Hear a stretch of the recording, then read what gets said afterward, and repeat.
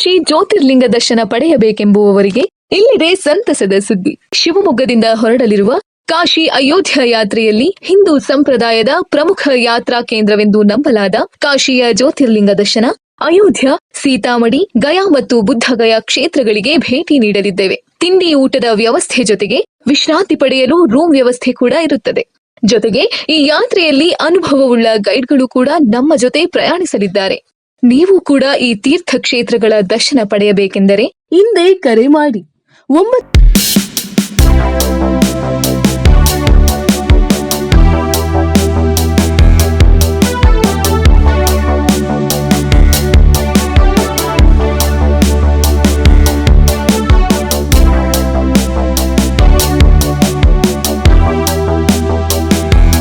ಬಂದು ನನಗೆ ಬಹಳ ಸಂತೋಷ ಆಗ್ತಾ ಇದೆ. ಯಾಕೆ ಅಂದರೆ 50 ವರ್ಷದ ಕೆಳಗೆ ನಾನು ಸಹ ಇಂಟ್ರಾಕ್ಟ್ ಕ್ಲಬ್ನ ಮೆಂಬರ್ ಆಗಿದ್ದೆ, ಸೆಕ್ರೆಡ್ ಆರ್ಟ್ ಶಾಲೆಯಲ್ಲಿ. ನಮ್ಮ ಜ್ಯೋತಿ ಶೆಟ್ಟರು ಹೇಳಿದಂಗೆ ನಂತರ ನಾನು ಸಹ್ಯಾದ್ರಿ ಕಾಲೇಜಲ್ಲಿದ್ದಾಗ ರೋಟ್ರಾಕ್ ಕ್ಲಬ್ ಮೆಂಬರ್ ಆಗಿದ್ದೆ. ನಂತರ 83ನೇ ಇಸ್ವಿನಲ್ಲಿ ನಮಗೊಂದು ಅವಕಾಶ ಸಿಕ್ತು ಈ ಕ್ಲಬ್ಬಿನ ಮೆಂಬರ್ ಆಗಿ. ವೀಣಾ ಮೇಡಮ್ ಹೇಳಿದಂಗೆ ಅದು ಇದು ಕೆಲಸ ಮಾಡ್ಕೊಂಡು ಬಂದ್ವಿ. ಬಟ್ ಇಂಟ್ರಾಕ್ಟ್ ಕ್ಲಬ್ ಅನ್ನೋದು ತುಂಬ ಜನಕ್ಕೆ ನಿಮಗೆ ಗೊತ್ತಿಲ್ಲ. ಇದೊಂದು ಅಂತಾರಾಷ್ಟ್ರೀಯ ಸಂಸ್ಥೆ. ಎಷ್ಟು ಜನ ಗೊತ್ತಿದೆ ಇದು? ನೀವೆಲ್ಲ ಅಂತಾರಾಷ್ಟ್ರೀಯ ಸಂಸ್ಥೆಯ ಸದಸ್ಯರು. ಹೇಳ್ಕೋಬೋದು ನೀವೆಲ್ಲ ಮುಂದೆ.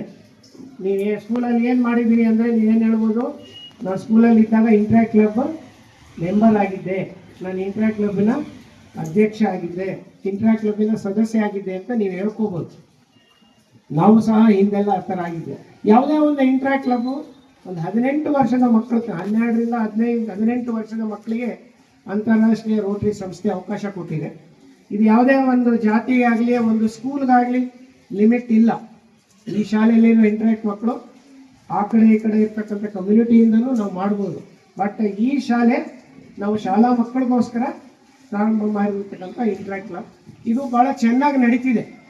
ಇದು ಚೆನ್ನಾಗಿ ನಡೀತಿದೆ ಅಂತ ಹೆಂಗೆ ಹೇಳಲಿ ನಾವು ಅಂದರೆ, ಒಂದು ಇಂಟ್ರಾಕ್ಟ್ ಕ್ಲಬ್ನಲ್ಲಿ ಈ ರೀತಿ ಪದಾಧಿಕಾರಿಗಳು ಇರಬೇಕು. ಅಧ್ಯಕ್ಷರು, ಉಪಾಧ್ಯಕ್ಷರು, ಕಾರ್ಯದರ್ಶಿ, ಉಪಕಾರ್ಯದರ್ಶಿ, ಖಜಾಂಚಿ ಅಂತ ಇರಬೇಕು. ಒಂದು ಇಂಟ್ರಾಕ್ಟ್ ಕ್ಲಬ್ಗೆ ಹೆಸರು ಇರಬೇಕು. ನಿಮ್ಮ ಇಂಟ್ರಾಕ್ಟ್ ಕ್ಲಬ್ ಹೆಸರೇನು? Maruti interact club. ಸ್ಕೂಲ್ ಹೆಸರು ಹೊಳಲೂರು ಹೇಳಬೇಕು. ನಿಮ್ಮ ಇಂಟ್ರಾಕ್ಟ್ ಕ್ಲಬ್ನ ಪ್ರಾರಂಭ ಮಾಡಿರೋರು ಯಾರು? ಸ್ಪಾನ್ಸರಿಂಗ್ ಕ್ಲಬ್ ಅಂದರೆ ಯಾರು ತಿಳ್ಕೊಂಡಿರ್ಬೇಕು. Rotary club Shivamogga mid town ನಿಮ್ಮ ಇಂಟ್ರಾಕ್ಟ್ ಕ್ಲಬ್ನ ಪ್ರಾರಂಭ ಮಾಡಿ. ಪ್ರತಿ ವರ್ಷ ಪದಾಧಿಕಾರಿಗಳ ಬದಲಾವಣೆ ಆಗಬೇಕು. ಈ ವರ್ಷ ಆಗಿದೆಯಲ್ಲ ಹಾಗೆ ಪ್ರತಿ ವರ್ಷ ಪದಾಧಿಕಾರಿಗಳ ಬದಲಾವಣೆ ಆಗ್ತದೆ. ಮುಂದಿನ ವರ್ಷ ಹೊಸ ಟೀಮ್ ಬರುತ್ತೆ. ಬಟ್ ನನಗೇನು ಬೇಜಾರಂದರೆ, ಇವಳು ಹುಡುಗಿ ನೀವು ಏನು ಮಾಡ್ತಾ ಇದ್ದೀರಾ ಅಂತ ಹೆಣ್ಣು ಮಕ್ಕಳ ಏನು ಕಥೆ ಅರ್ಥ ಆಗ್ತದೆ.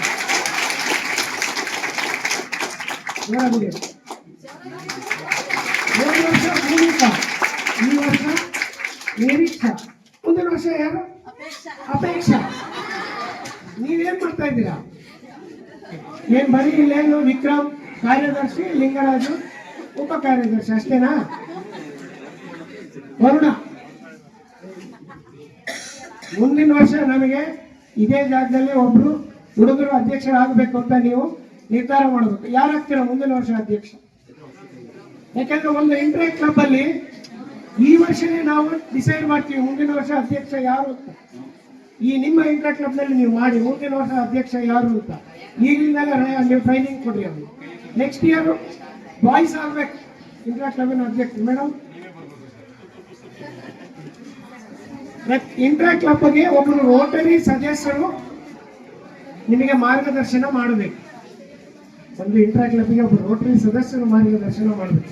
ನಮಗಿಲ್ಲಿ ಪುಣ್ಯ ವೀಣಾ ಮೇಡಮ್ ಇದ್ದಾರೆ, ಬಟ್ ಬೇರೆ ಕ್ಲಬ್ನಲ್ಲಿ ಈ ಅವಕಾಶಗಳಿವೆ. ಸೊ ಈಗ ನಮ್ಮ ಮಿಟ್ಟನ್ ಅವರಿಗೆ ನಾನು ಹೇಳ್ತಾ ಇದ್ದೇನೆ, ಮಾರ್ಗದರ್ಶನ ಮಾಡೋಕ್ಕೆ ಒಬ್ಬರು ರೋಟರಿ ಸದಸ್ಯರು ಇರಬೇಕು. ಇಲ್ಲಿದೆ, ಹೋದ ವರ್ಷದ ರಿಪೋರ್ಟ್ ಕೊಟ್ಟಿದ್ದೀರಾ, ಮುಂದಿನ ವರ್ಷ ಏನೇನು ಮಾಡಬೇಕು ಅಂತ ಹೇಳಿದ್ದೀರಾ.